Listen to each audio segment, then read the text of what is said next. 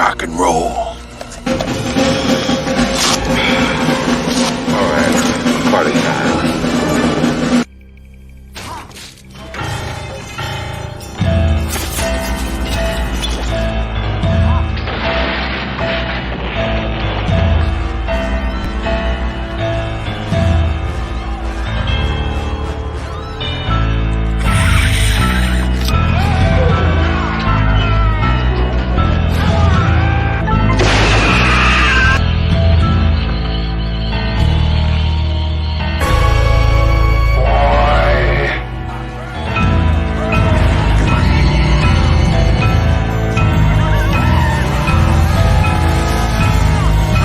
Godzilla says that I should learn to fight my own battles. No.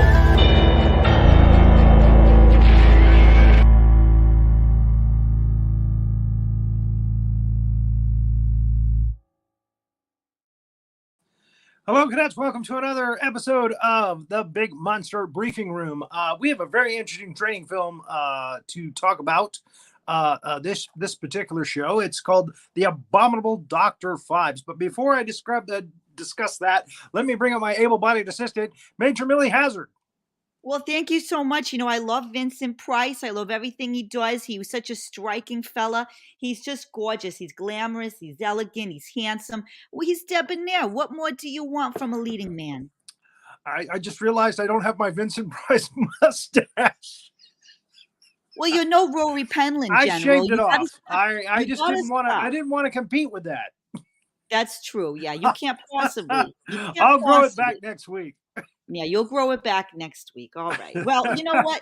It's okay because the big thing of tonight is that we got Papa SDF. We got Jakeallen here. He's a big. Well, let me tell you, everybody loves Jakeallen. He's a crowd pleaser. He's going to do it up real nice. You know, everybody comes in because they want to see him in action. He's an amazing personality. Yes, a couple of episodes ago, we had him on for the very first time to talk about the Reanimator. Which was a H.P. Lovecraft thing. And it was very weird. It was a human monster training film kind of thing. So when this amazing abominable Dr. Phibes came out, he was the first person I thought of. So yeah, I was like, total sense. This is a match made in heaven. Jakeallen and the Abominable Dr. Phibes. Because if I might say so, Jakeallen, he appreciates the weird. He appreciates the eccentricities. You know, he's got a great sense of humor. He's very animated. So we're going to have a blast. That's just personally, I love it. Let's not keep him waiting any further. Let's bring up Jakeallen. No. Just make just make sure they keep them tied down. No, just tie them down. Sit on top of them. Sit on. Jake? Sit on top of them. Jake? Thank you. Hello there. Yeah. And who might you be? I am. You look like Heisenberg. I'm sorry. Who? I am the Viscount. My name is Viscount Reginald Wolfguts. Wolfguts. Reginald Wolfguts. All right. It is a hereditary title. Can I just call you Wolfguts for short? You know, that's exactly what Phibes used to do all through school. That's what he called me, was Wolfguts all the time. Okay. In fact, a little thing about Dr. Anton Phibes is I don't know if you knew this or not. Okay. He largely referred to everybody by their last names, their surnames. He refused to call anybody by their Christian names. Okay. Except for Veronica. And you knew Phibes? Yeah, we went to school together. That must make you incredibly old because this movie takes place in 1925. Well, I mean, as you know, it was in pursuit of an elixir of life. Okay, yeah. And the second one, Dr. Phibes Rises Again, he's looking for the Fountain of Youth. Yeah. Yeah. Well. Okay. And you being a close friend. Yeah, we went to school at the Karloff School of Villainy. The Karloff School of Villainy. That's right.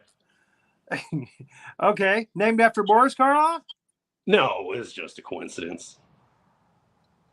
Fair enough. Okay. So I guess you're going to be joining us for this timeline. I heard that there was this show that's going to be going down about Phibes, and I came over here, and your friend, he was nice enough, but when I told him that I was going to supplant him in the show, he did get a little upset and a little rambunctious, and I had to have my assistant take care of him. Okay. All right. So, you have a beard like he does, except yours is a lot better trimmed. Oh, thank you. I do take a little pride in my self-care, my maintenance, my manscaping. And I like the pork pie hat, so I will allow it. Not to split hairs here, but it is in fact a bowler cap. Okay. Sorry, in that light, it looked like a pork pie. I do apologize. He was the one who was in control of the lighting. It wasn't me. I didn't do this. I didn't set any of this up. If it doesn't look good, that is on him. Okay. Well, okay then. All right. Let's go ahead and start the timeline. This is a Metro-Goldwyn-Mayer film now. It was acquired by them in their library when the American International Library was purchased. And we start out right with the Abominable Dr. Phibes opening credit, as Dr. Phibes is at his organ playing music. And very interesting score in this film. He was a fantastic organist, a fantastic musician overall. It was surprising. Yes, he was a concert musician. And he really knew a lot about acoustics. Yeah, the organ is just such a beautiful, haunting instrument. And kind of, well, I wouldn't call him beautiful necessarily, but some might. Victoria did. Okay, and that is Volnavia, his assistant. Yeah, Victoria Shadwell. That's how I knew her. He was the only person that she called, or she was the only person that he called by their first names. Everybody else, it was last names all around. Well, and again, his wife passed away before this film happened. It was very sad, yes. One wondered, why didn't he just move on with Volnavia? She's a very nice, and she's obviously into him. Why? Why not? But he really loved his wife. He did. She was an awful person, if I may just say so myself. Just in my experience, I knew her. You mean Volnavia? No, Veronica Shadwell. I knew Volavia also. Volavia actually used to be my assistant. Once. All right. Yeah. But no, Veronica, she was, oh man, when she was at school with us, she was such a bully, man. Such a bully. I don't know what he saw in her. She was beautiful. But she was such a bully though. Yeah, he's always admiring pictures of her. So anyway, him and Volnavia do a little dance at the beginning. Then they pull out a nice black cage, like it looks like a bird cage with a black covering over it. Volnavia puts on her driving outfit, which includes a nice Russian-style furry black hat. And then they go to a doctor's house and proceed to empty the cage into the doctor's bedroom as he sleeps. Yeah. And of course, the cage is filled with giant vampire bats. Yeah, that was actually my idea. That was something in our course study. We had lessons on traps and things like that at the School of Villainy, the Karloff School of Villainy. And that was actually an idea that I had tossed over to him once upon a time. And yeah, he ended up running with that. I didn't use it afterwards because I didn't want to be a copycat, after he'd already. Okay, but it was your idea. It was. Yeah, he was notorious for looking over other people's shoulders at their work. Yeah. That he's not actually a doctor, right? That is he studied philosophy and theology. He's not a medical doctor, so don't get that twisted. Yeah, right. Okay. Yeah, theology. He was into theology. So anyway, the bats have their way with the doctor. They eat him up, and Phibes goes back to his house. It worked perfectly. Yes. Well, and all of these deaths that he does in this training film go off without a hitch. Basically, there's one time when he loses one of his ambulance, but it really doesn't do much to hurt him. So there, the butler comes in and finds the doctor. Oh, I believe I did refer to to Victoria as Veronica, but it's funny because I say Her name's that Volnavia, I think. Yeah, no, Volnavia is his assistant, my former assistant. Her first name is Veronica, and there was Veronica, and there was Victoria, and you know, I do apologize.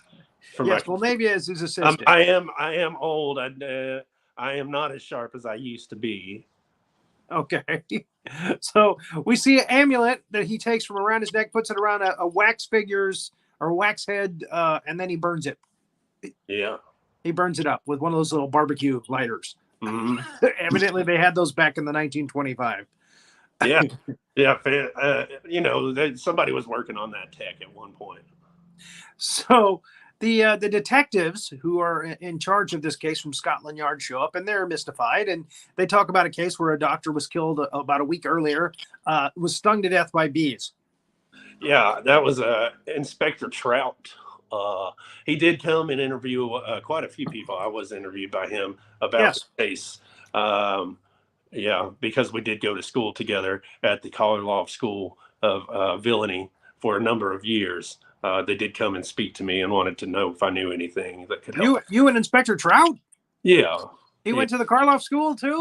No, I do. No, he did not go to the school. He came to the school and he spoke with those of us that had attended the school with Phibes. Okay. Yeah. Gotcha.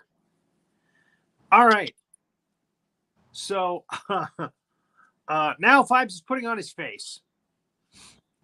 He has to put a prosthetic face on, nose and ears, eyes and ears and mouth and nose.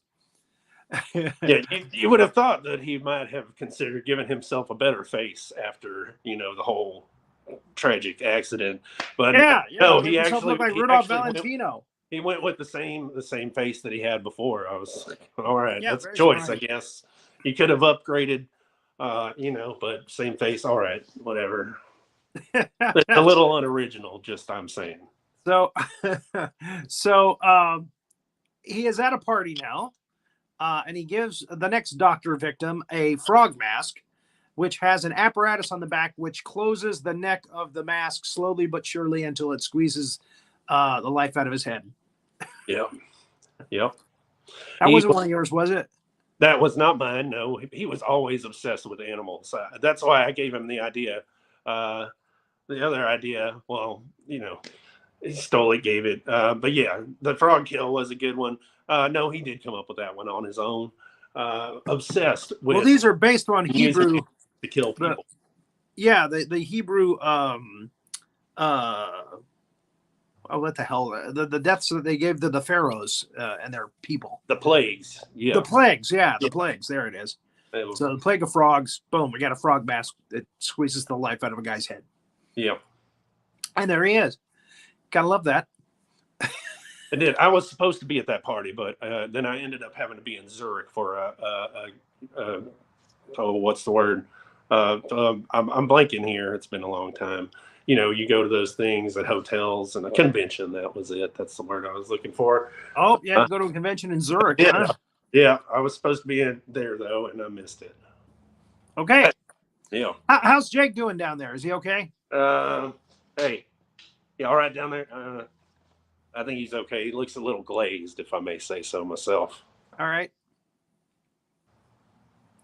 So he burns the next head of the next victim, which doesn't look much like the guy that got his head crushed by the frog. But anyway, that's just me.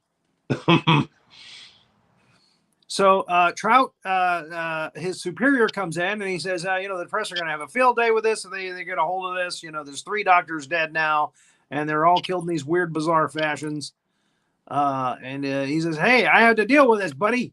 Well, he didn't say those exact words because it was 1925. But the next doctor is played by Terry Thomas, the comedian. And his housekeeper is going out for the night, and he's getting himself a sniffy of brandy. And, Dr. Phibes rolls up. Now you know it's Dr. Phibes because he's got a little window shade that has his face on it on the outside. Nobody did that back at that time. Yeah, he was always very eccentric, and he always very vain as well. He did love to look at himself. I imagine that's probably why he gave himself the same face. Well, there you go. Yeah. Mystery solved. He's a narcissist. He's a sociopathic narcissist. Perhaps he'll run the country someday. Right, but who isn't at the Karloff School of Villainy, though? You know, who am I to just cast stones? I've done things. So here the doctor is watching some vintage porn with a snake lady. Yeah. Actually, I was on the set there. I was the fluffer for that one. They created that film at the Karloff Institute as well. No, I just had some friends that were into making films. That's all. You know. Okay. Sometimes you run in circles. That's all. And you gave it to Phibes, and Phibes mailed it to this guy. So that makes total sense. So he's enjoying himself. And then there's some, you know, a really risque scene coming up, and the projector starts to give him a little stutter. Oh, he's really enjoying himself. And the maid comes back. Gah!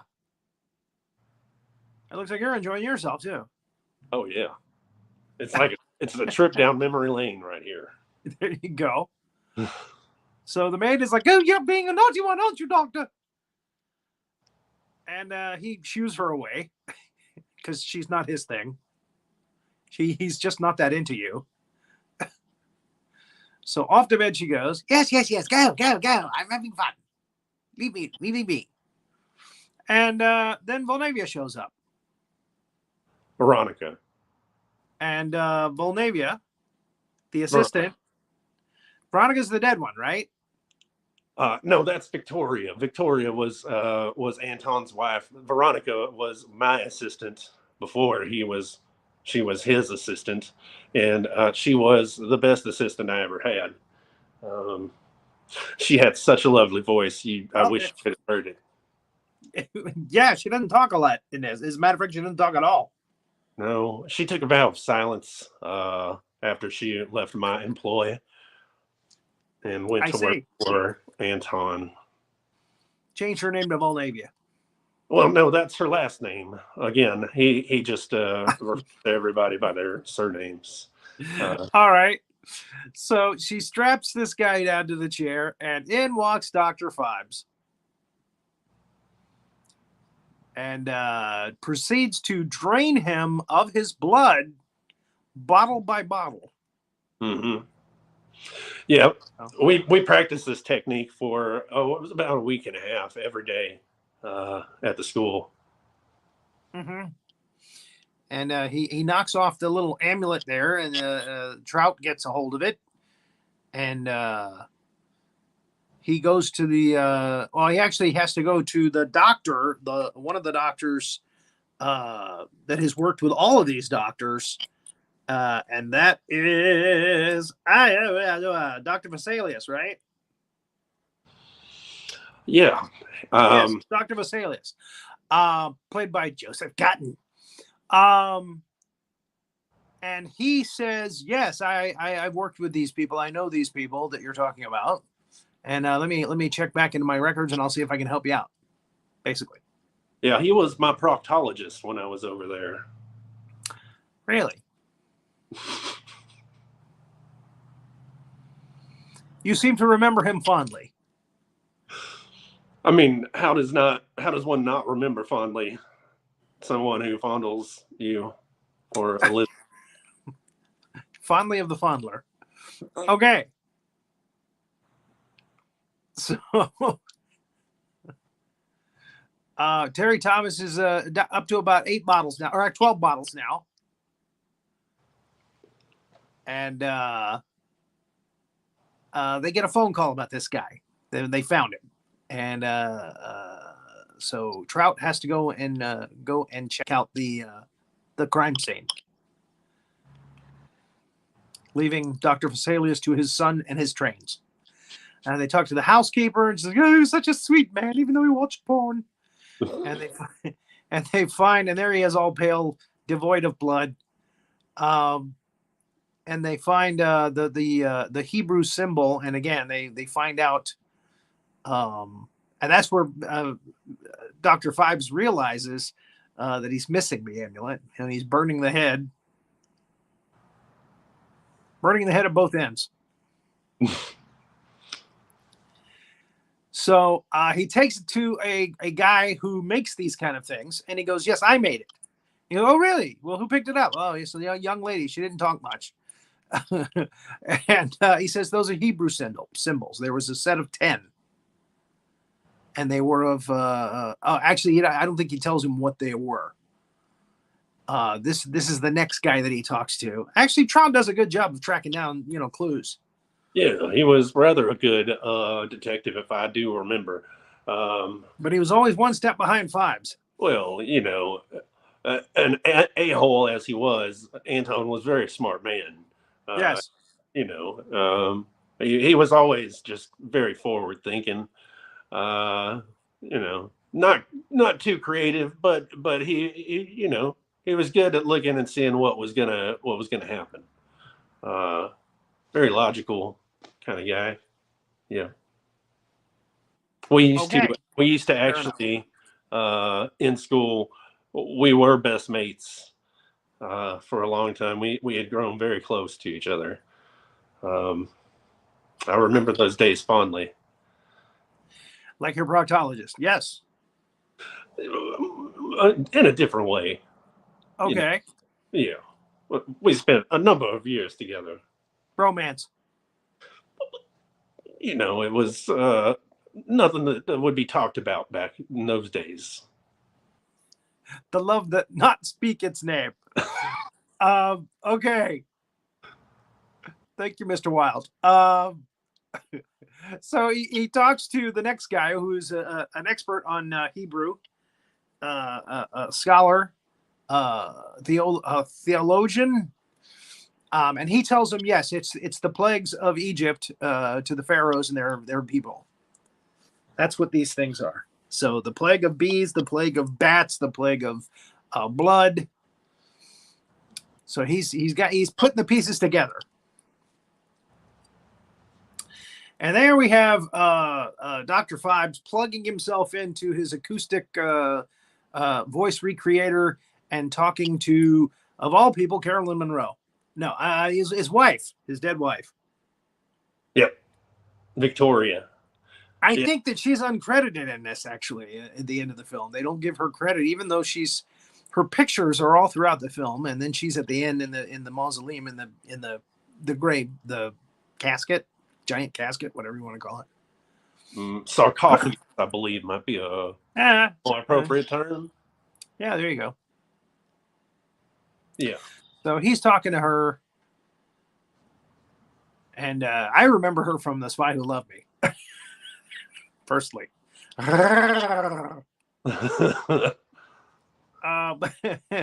So he's telling her, soon we will be together, my lovely Victoria. It's amazing how over the top his performance was, even though he couldn't open his mouth in the film. Yeah, he was an odd man. That was actually elective there. That wasn't part of the accident. He actually chose to do that. As I said, it was rather eccentric.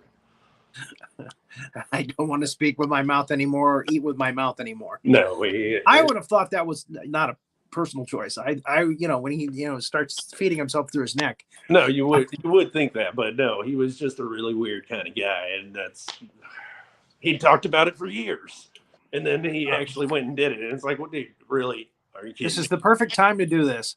Yeah, I'm just my life is in shambles now. I might as well go ahead, and he did. Take a vow of silence, but still speak to everybody around me. Mm-hmm.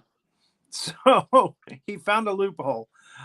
So Vesalius tells Trout, hey, I've worked with, 2 of these people on several cases.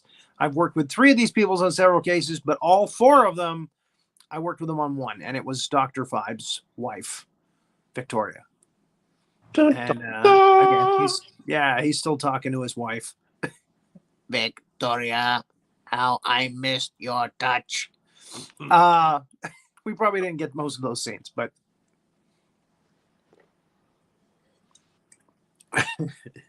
how you did that little thing, which never mind. We see another picture of Victoria in the file there. And Trout is like, but Phibes was killed in a car crash.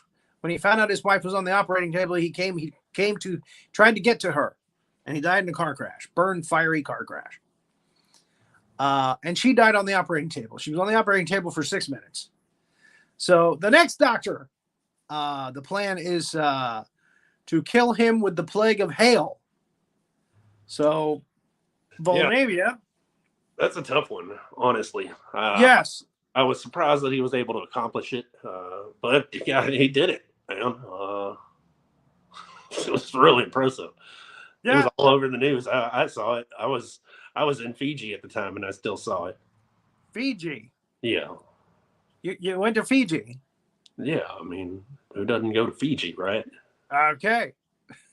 I've never been to Fiji. Not many monsters there. You would be surprised. So, she's looked like she's broken down on the side of the road. The doctor goes, "Hey, check her out, make sure her car's okay." To his driver, his driver goes over, and he's taken out of commission by Dr. Phibes. Conks him, squeezes his neck, whatever. Does the Mike and Vulcan mind melt, whatever. I don't know. He puts him out of commission.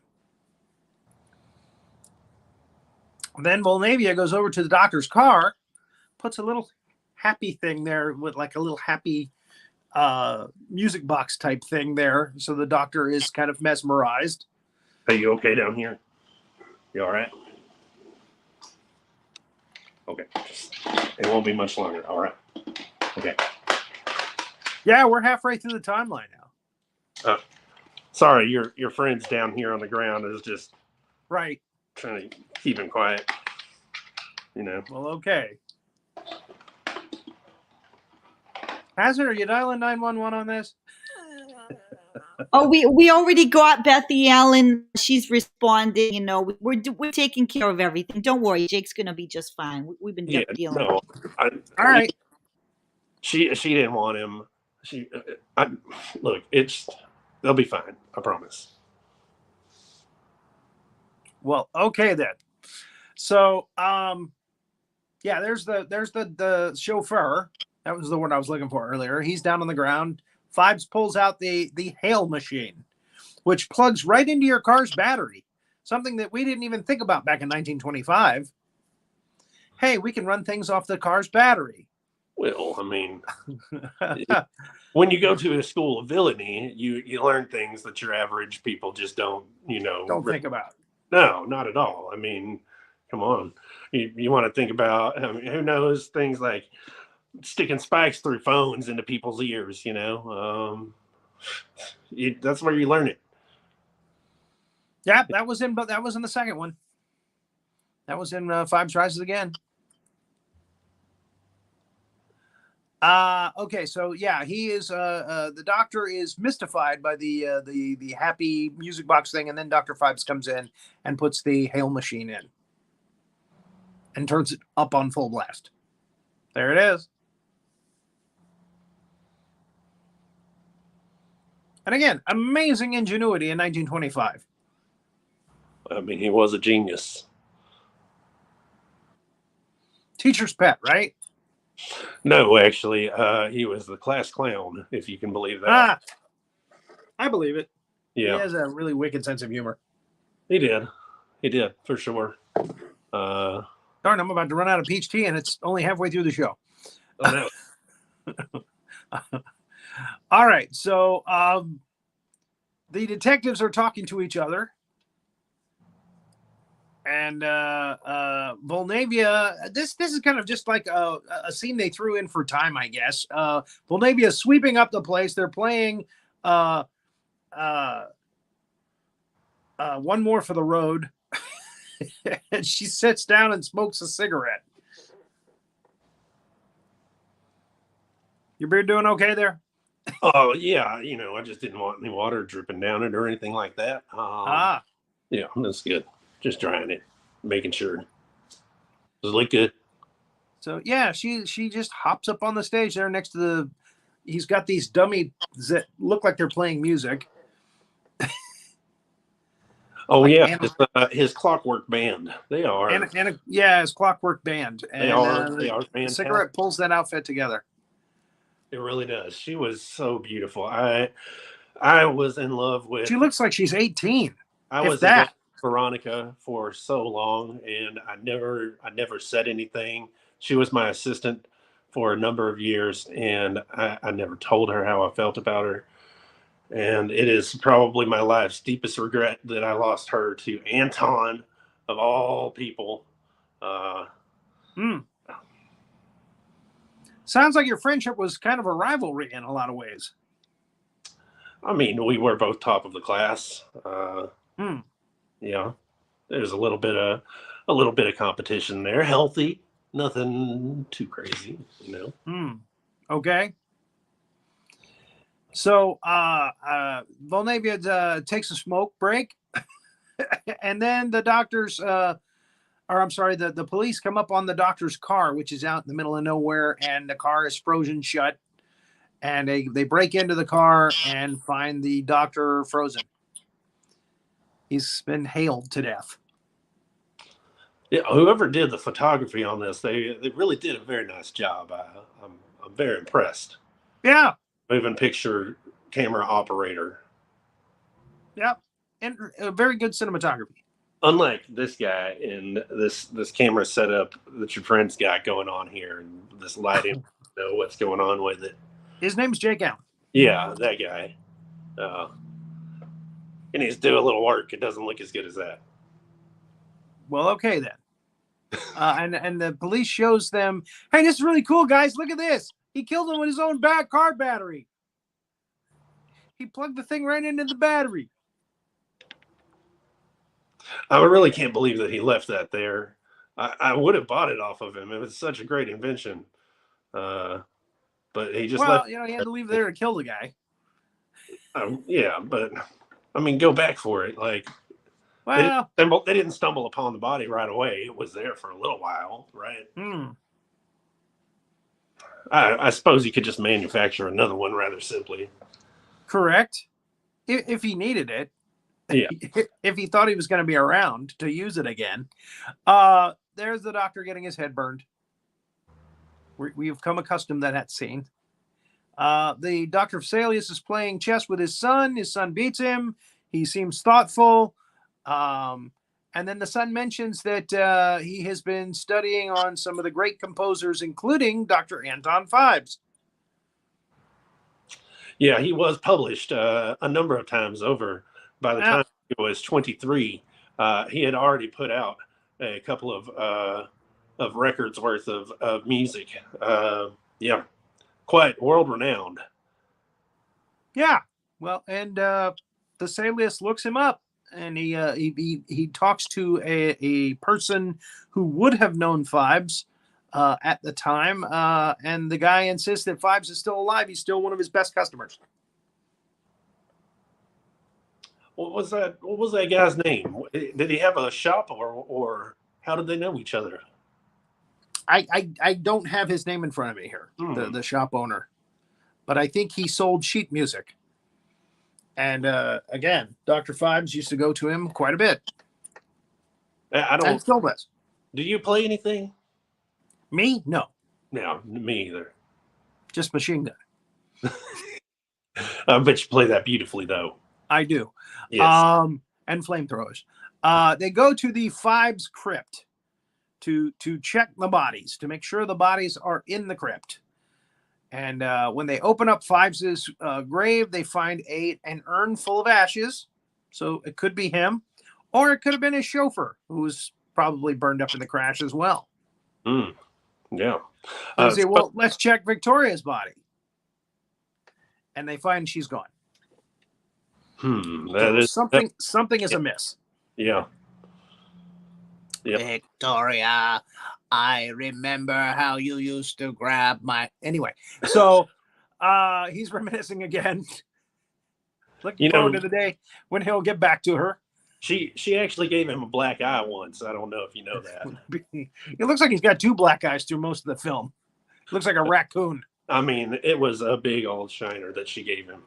And that was because? I believe they were both a little bit intoxicated, and he might have gotten a little handsy. And like I said, she was a bit of a bully anyway. So who knows? In that picture, she looks kind of like she's a bully, a controller. I mean, what do you expect? She attended the school also. Everybody there was. Oh, okay. Yep. Veronica Volnavia also. That's how we all met. Okay. Volnavia looked like she might have been several classes behind you guys, though. Appearances can be deceiving. Do I look like I'm as old as I am? I'm almost. That's true. Maybe she was in her 30s, but she looked like she was 17. That can happen. All right. So then the superior of the superior comes in, and he's railing on these guys for not being able to save these doctors. They're always one step behind. Mm-hmm. They got another doctor dead now. And so they send a guy out in a car to stop this doctor from going up in his plane. They need to protect him. Now it's just one guy going after him, not the whole police. They don't call the police in that area and say, hey, get to him. They send one guy from London out there to stop him. And I remember Trout also ended up chasing them out to, somewhere like Saudi Arabia or something like that. He was trying to find him, and that guy chased him all over the world, I tell you. And still just always one step behind. That was Phibes Rises Again. Yeah. And he did rise again. So there was a sequel. So anyway, this guy's getting into his plane. He's going to take off, have a nice little happy flight. Yeah. Get out of Dodge. I understand. Dr. Phibes is close by watching him and his flower power. Oh, Veronica. And she plays violin quite well. She was a fantastic musician. She could play absolutely anything that she put her hands on, anything at all. She played the violin. She played the sousaphone. She played the flute so well. She was just amazing. And again, you got to wonder why Dr. Phibes didn't just move on with her, and just get on with his life happily with young Volnavia and her many talents. It is because we swore a blood oath to each other. He, for all his faults, he was a man of his word, at least when it came to that. And that was something that was sacred to him, as it was to me. I would never have done anything with Victoria Shadwell, never. We promised each other. And though he may have taken my assistant, he only took my assistant. He didn't go any further than that. Okay. There was something I was going to say here about them, and now I've completely been derailed by your story. I do apologize there. We need to be very clear that this is incredible behind the scenes, like biographical. This is like treasured stuff. You got to go to the Smithsonian and do some interviews. The Smithsonian? The Smithsonian. Wasn't that on the Flintstones? Well, it's very significant stuff, and I'm just, I remember what I was going to say. Victoria was such a controller. She even controlled him from the grave. She did. I mean, that's just it's so like her to do that. Of course she did. Everybody could have told him that. We all told him that it wasn't going to end well. But did he listen? No, not at all. I will take you to the grave with me. Okay, so that explains a lot. So he's watching from not far off. The poor guy in the car is trying his best to catch the plane. Ain't happening. The guy goes up. And when he goes up, he realizes his plane is full of rats. Yep. The plague of rats. And evidently they're hungry rats because they're biting him. All of them are biting him. Yep. All of We don't those, want this flight. all of those mother-loving Take us rats, down. mother-loving plane. Take us down. Now, here's the thing: is he had a guy help him to get that plane flying and off the ground. There was a guy on the ground that helped him. He didn't see all the rats in there. Yeah, maybe he was just How did he miss that? You get what you pay for with help these days. You know, Or those days. yeah, well, any days, but you know, like Veronica Volnavia, you know, she didn't do it. She wasn't an assistant for the money. That wasn't it. It was her love of villainy is why she liked to assist in these sorts of things. But when you have to go outside of somebody who's just dedicated to you and you have to start paying money, well, then you know you get what you pay for. Yeah. So he crashes, and that's another one down for the count. And they celebrate with a dance and some champagne. He pours the champagne down in a hole in his throat, I guess. And this is another doctor. They got him in a gentleman's club, and they're going to take him to where they can protect him. And when they open the door, a giant unicorn, brass unicorn, is catapulted through him and through the wall behind him. Yeah. And they have to actually spin the unicorn to get it out of the wall and spin his body with it. Yeah. So there you see his feet going up and around. Yeah, we went through a bunch. Anton called me over to his place to do some testing with him on this before he went and did it. He had to go through a bunch of iterations of this trap to get it to work right. Yeah, but it was beautiful. I think it was very well executed. Nice touch that he got just stuck on there so perfectly that it spun him around with it like that. That it actually went better than we had anticipated it would. Well, there you go. So yeah, it's a genius catapult thing, and again, he had him so firmly pinched into that wall there that they had to spin him to get him out. Yeah. And there's a gentleman saying, "Hey, we need to be quiet in the club here. It's a gentleman's club." It's a bloody gentleman's club. Yeah, well, there you go. And I cannot see what's on the right there. He's probably burning the guy's face. That's what it is. Oh yeah, he's definitely. Yeah, he always burns the guy's face after he kills him. He was obsessed with that after his accident. He wanted everybody to suffer the same fate as him and have their face burned, and a bit of an obsession. Unhealthy, if you ask me. I mean, I like killing people and stuff as much as the next guy, but you know, you don't got to go desecrating them after you've already got them. You know, it's not done. It's not accepted. Again, you know, genius, madman, you know, got to weigh him up.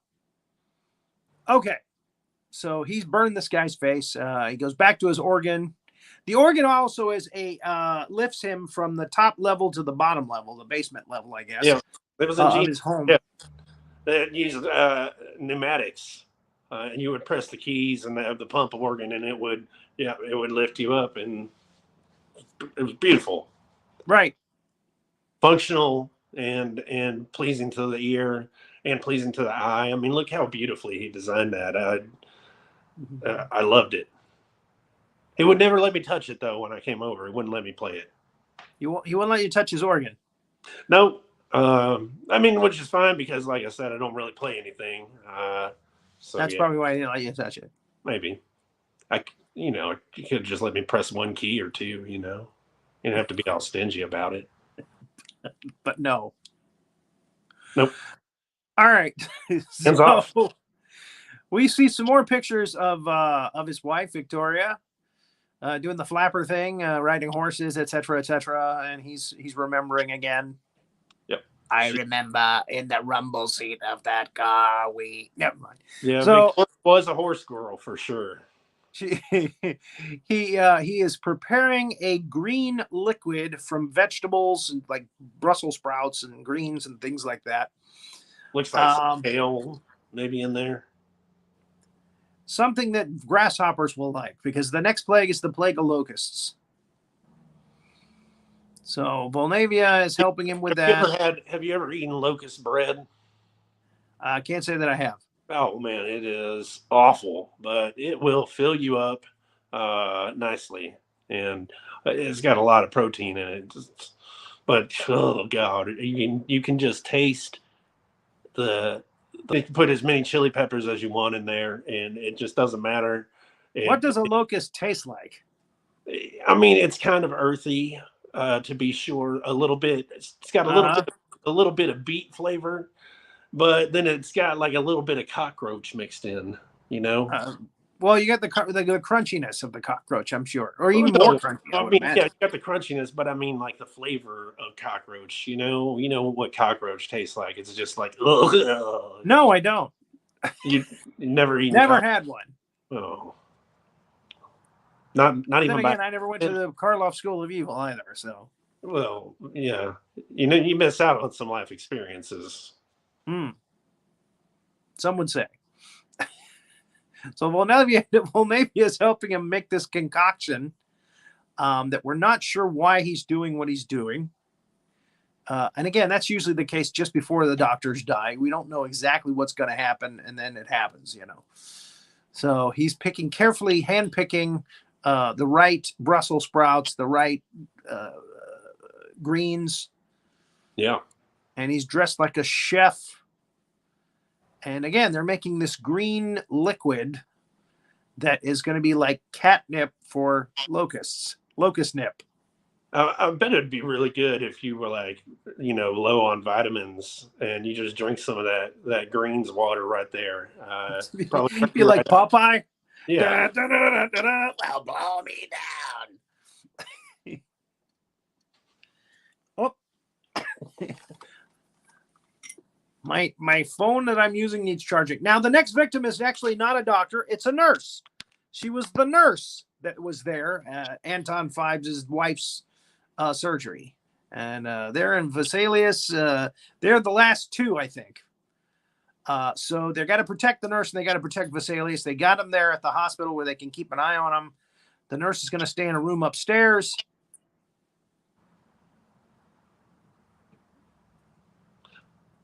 And they're putting her in a room, and Vesalius says, you got to go along with these guys on this. She's not too keen on it.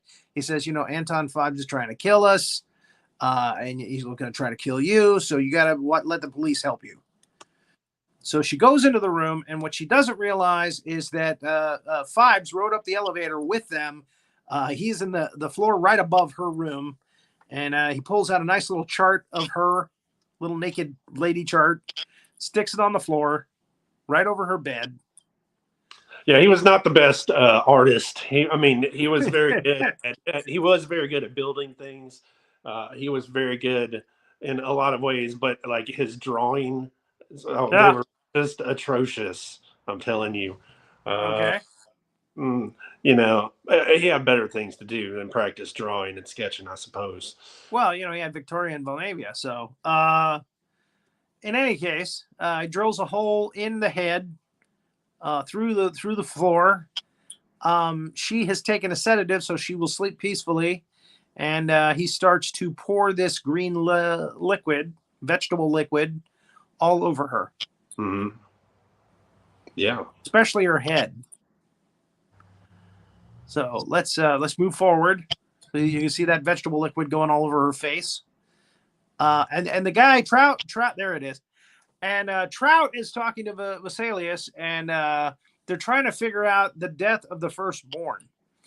And Vesalius is like, well, I'm out for that because I'm not the firstborn. My brother was, and he's dead already. So, and then there's the last one is darkness. That's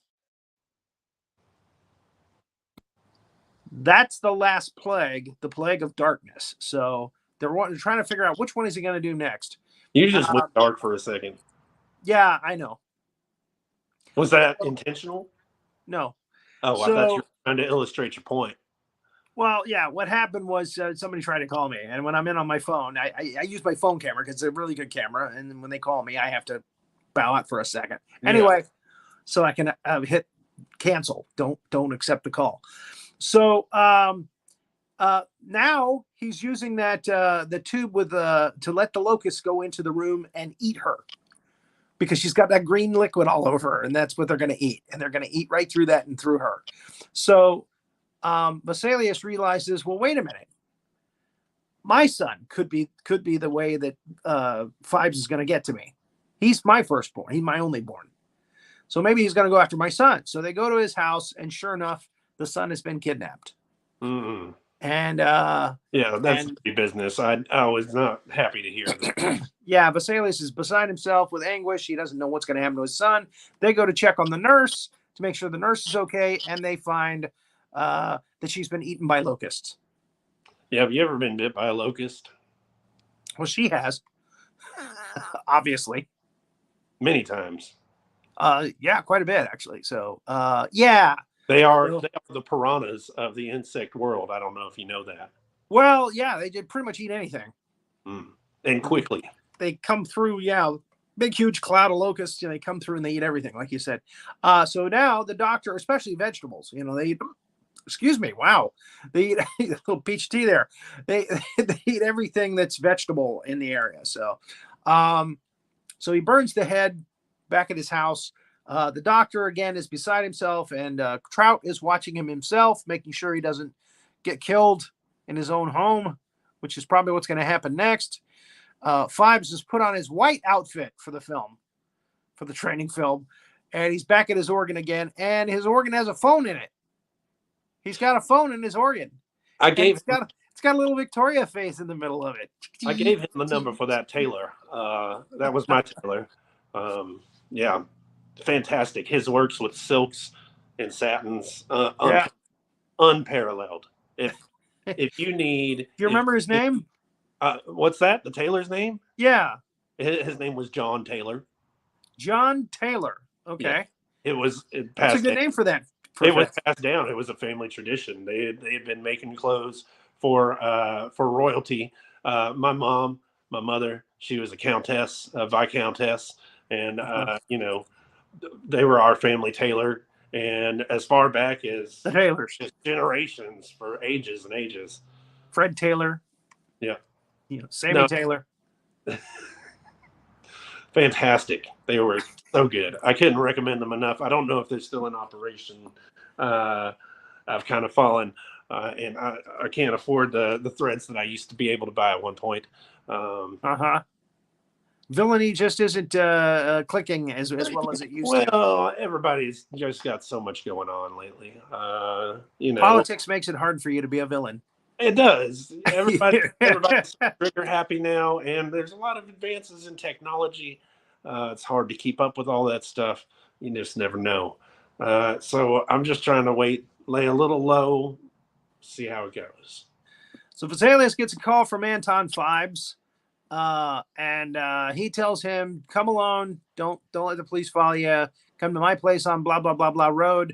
And he's going to try to save his son, and Trout says, no, I'm not going to let you go out of here, he's going to kill you. And he conks Trout over the head, knocks him out, because he wants to save his son. You gotta do what you gotta do. Gotta do what you gotta do.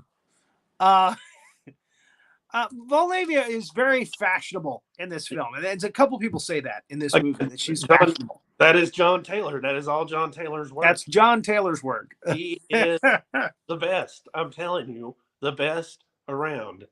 If you need to brighten up a party, or there was Bob Mackie, John Taylor. Yeah, no, I think they were probably rivals. Well, and Mackie came decades later. Well, John's a family friend. You don't think we share things that we learn with family friends? So yeah, that looks kind of like Manos, the Hands of Fate. Just saying. Beautiful. He might have Victoria. I mean, 40 years later. Veronica never looked so good. I think. Oh, I wish I had never lost her. Veronica didn't have a friend named Jughead by any chance, did she? Not that I recall. Okay, I'm thinking of Riverdale. So I think I knew everybody that she knew for the most part. All right. She left you because you were a stalker, didn't she? No. No. Okay. Like I said, I was in love with her. I never confessed my love. I was too much of a coward. And she was such a good assistant that I didn't want to jeopardize my assistant relationship. And she got lured away by Anton, and I don't know. I don't know what she saw in him. She never explained. She left me. She took her vow of silence, He's an and acoustic genius. never explained herself to me. And He can really explain hurt. theology to her. It hurt. I see. All right. So let's get back to the timeline. All right. Vesalius gets to Phibes' house, and Veronica lets him in. Now you got me saying Veronica. Well, Volnavia. Name. She would likely appreciate the fact that somebody was calling her by her first name after so long. And he squares off with Phibes. Phibes in his white outfit. He shows his acoustic prowess with his invention where he can talk without moving his lips. I am an excellent ventriloquist, Dr. Vesalius. I always thought that he sounded a bit like a Dalek from Doctor Who, likely the same as Dr. Phibes. The abominable dialects. Yes. So he shows him his son under the floor there. He's in a room downstairs, a special operating room. His son is latched down by the neck. He has put a key next to his heart. He says, I'm going to let you operate on your son. Remove the key. If you can unlock him from that table, acid won't drip down on his face and make him look like me. Yeah, he always had this weird thing about keys and giving people chances to try and save people, even though he didn't really want them saved. And yeah. Well, he has succeeded with every other doctor, and nurse. So, hey, why not take a little crapshoot here at the end? I will give you the chance you did not give my wife. Just so you know, there was no chance that he was walking out of there with that kid. Well, again, there's Trout waking up.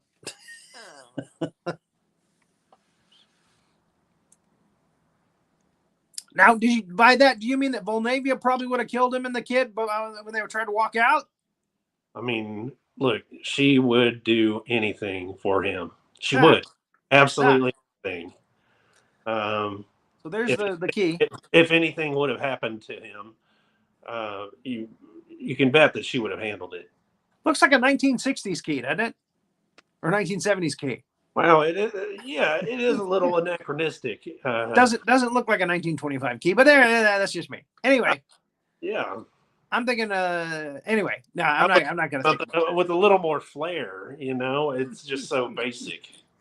But all the 1925s type stuff that we've seen, that key looks suspiciously out of time. Yeah, it does. So, we just showed the acid thing just a second ago. I think it's in the next slide actually, where he pulls down the acid apparatus that he's created that slowly drips acid around and then up and over the lip of another thing to go. I mean, giving you exactly 6 minutes. Mm-hmm. Yeah. Which is kind of weird. So he starts it, and they suit up Vesalius for the operation, and the race begins. Now, Phibes, not wanting to lose this, actually goes down to harass the doctor while he's working on his son.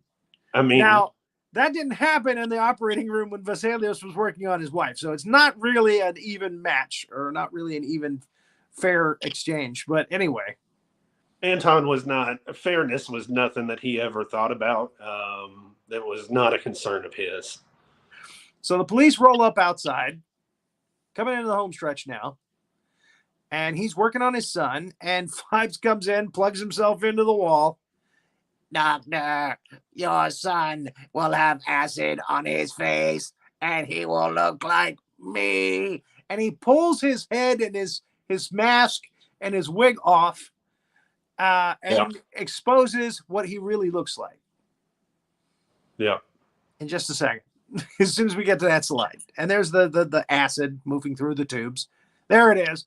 And he's a skeleton underneath. Again, why face was to make himself look like his old self? I still don't understand. Well, if he's a makeup artist, he's gonna make things look the way he knows.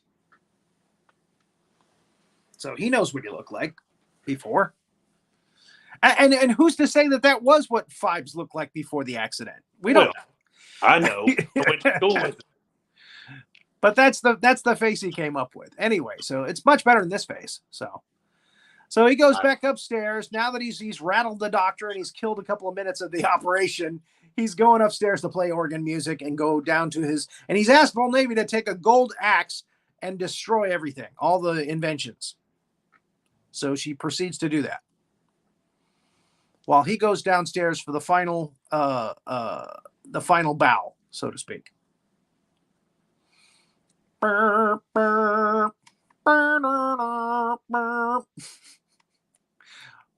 Organ music. That's actually Tiptoe Through the Tulips. That was in Pink Panther Strikes Again. Sorry. Although he does sing Under the Rainbow at the end of the next film, Phibes Rises Again. There was only 2 of them. He was a terrible singer. He was a fantastic organist, but he was a terrible singer. Oh, God. It's like caterwauling. Oh. So she's tearing up the band with the axe. I know that broke her heart because they actually went on tour, Dr. Phibes and the Clockwork Wizards. They did a tour around the country, and Veronica was part of the band also. And they were such a hit, and she loved those guys so much. I know it broke her heart to have to bust them up like that. So the acid has now made it to the bottom of the apparatus, but it still has to go up about an inch and over the lip of this thing to get to those tubes. So he's only got about 30 seconds left. Vesalius. So Trout and the other guy are there. She just passed them. And they go after her, and she runs downstairs as Dr. Vesalius gets the key out. He fumbles with the key, of course, in the lock. He's very nervous now, and but he finally gets it free just seconds before the acid comes out. Look at the acid's almost to the top there. He's only got about 5 seconds there. He pulls his on, and that's when Volnavy steps underneath it.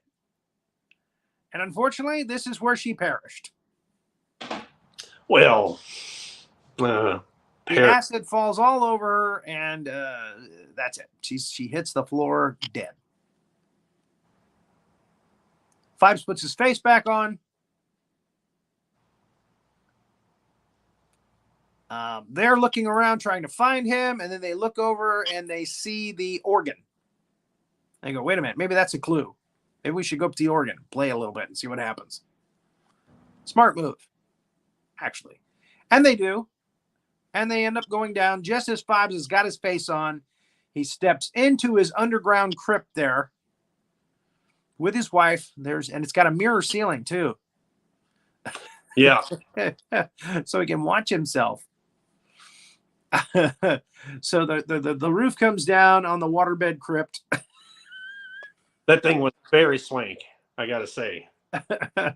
And then the blood starts to pour out of his body, and formaldehyde starts pouring into his body. And this is the last plague, the plague of darkness. He saved it for himself. And now the crypt top there has like a moon shape on it and some stuff. And they come up in the organ just as the door closed. So they didn't even see that. Yeah, they were so lucky though that Veronica, that acid is the only thing that can neutralize the Volnavia. Their whole family is like that, and it's only temporary. Volnavias always come back. They're an incredible bloodline. So even though it was reported that she died, she didn't die. No, they never die. I know that in Dr. Phibes Rises Again, he has a new assistant. I can't remember her name. It's Veronica. It's Volnavia. It's her. They don't die. Okay. It's a wonderful thing. And that's why she was so keen. That's probably why she was so keen on helping him, was finding that elixir of life anyway, because it's all tied to her family. Okay. Yeah. So they all are congregating at the crypt top, and it's like, well, somehow he got away, but there's still the plague of darkness, and that's it. That's how it ends. Yep. And that's how it's also how it begins. If you're talking about Dr. Phibes rises again, yeah, okay. Yeah. I love the credits. The just so beautiful, especially for the 1960s. It seems so digital and like not like analog digital. Something. Actually, 1971. Yeah, just at the beginning of 70s. It was beautiful. So yeah. And I like the fact that it says, the victims, the law, they've grouped them together. Yeah. All the doctors, all the law people. That is nicely done. So, okay, that is the Abominable Dr. Phibes. Yes. And we want to thank the Abominable Decompt. Viscount Reginald Wolfguts. Thank you, Mr. Wolfguts. Yeah. For being with us. I hope you release Jake Allen and Bethy Allen and they're okay. And I guess I might start my villain era over again. Give Major Hazzard your contact information, and we'll have to call you back for Dr. Phibes Rises again. But that time you don't have to knock out Jake Allen and his wife. You could just join us from another place, actually. Okay. Well, with better lighting. Yeah, better cameras, better lighting. Yeah. So there it is. I'll let your friend go. Okay. All right. Wait a minute. Major Hazzard, can we go back to the slide where he pulls his face off real quick?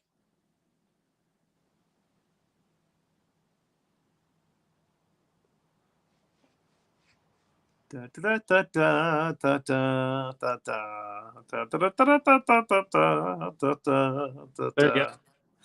a good one right there. That was a good one. A face that only a mother could love. Hazard likes it when I say that every show. It's our catchphrase. Thank you. So I did that just for you, Hazard. Thank you. I appreciate that. I was waiting. This was like custom made for you to say it. I didn't even know why it took you so long. Yeah, well, again, I'm getting old, and my mind isn't what it used to be either. So you should try in 140. Yeah, really. So thank you again for joining us. Thank you all for watching, and even if you're watching in the replays, and remember to keep an eye out for those